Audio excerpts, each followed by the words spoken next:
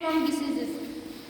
I am a nutrient. Food has different components which will give us energy and nutrition.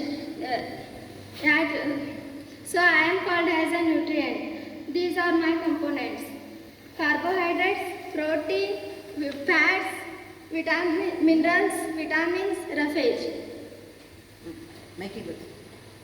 I am a carbohydrate. I gives instant energy. For example, rice, wheat, etc. I am a protein. I help in body building. For example, milk, egg, etc. I am a fat. I store energy and keep body.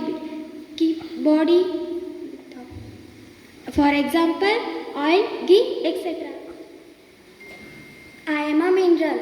I protect your body from diseases. For example, calcium, iodine, iron. I am a vitamin. These all are incomplete without me. If you intake me, you will never suffer from any deficiency. For example, vitamin A, vitamin B, etc. I am a roughage.